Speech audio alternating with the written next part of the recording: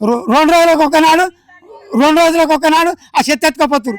ఇప్పుడు ఆ చెత్తలకు వాళ్ళకి జీతాలు సరిగా లేవు, వాళ్ళకు జీతాలు సరిగా ఇస్తలేరు అని అమ్మ వాళ్ళు అంటారు.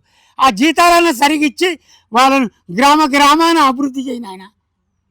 ఎందుకంటే వాళ్ళకు ట్రాక్టర్లలో డీజిల్ వెళ్తలేదు అంటున్నాడు గ్రామ పంచాయతీ సెక్రటరీని అడిగితే. వాళ్ళకు వాస్తవానికి వాళ్ళకి జీతాలు లేవంట. మరి నువ్వు ఏమి గ్రామాలను అభివృద్ధి చేస్తావు, మరి ఎట్లా జీతాలు ఇస్తావు, ఎట్లా చెత్తలు ఎత్తి పంపిస్తావు? ఎంత గ్రామాలు ఎంత పచ్చని అభివృద్ధి ఉన్న గ్రామాలు ఇవాళ మురికివాడలు తయారు చేసుకొస్తున్నావు మొత్తం మీద.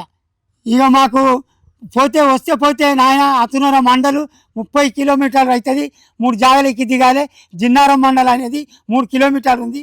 కేసీఆర్ పీరియడ్లో ఏదో అనుకోకుండా పార్టీ బేసెస్లోనే ఇదే ఆ ప్రభుత్వం ఈ ప్రభుత్వం అని కార్యకర్తల మీద పెట్టి మమ్మల్ని నాశనం పట్టించింది. ఏమని అంటావు? 20-25 కిలోమీటర్లు అతునూర మండలం వస్తుంది. 3 కిలోమీటర్లు 2 రోజులకు ఒకనాడు ఆ చెత్త ఎత్తుకపోతురు.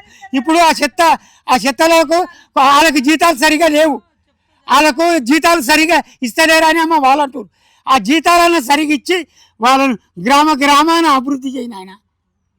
ఎందుకంటే వాళ్ళకు ట్రాక్టర్లలో డీజిల్ వెళ్తలేదు అంటున్నాడు గ్రామ పంచాయతీ సెక్రటరీని అడిగితే.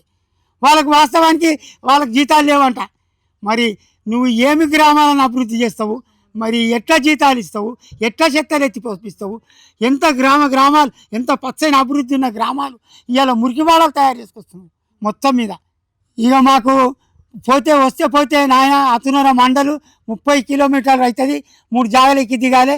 జిన్నారం మండలం అనేది 3 కిలోమీటర్లు ఉంది.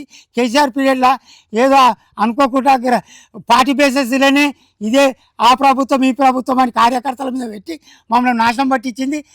ఏమని అంటావు? 20-25 కిలోమీటర్లు అతునూర మండలం వస్తుంది. 3 కిలోమీటర్లు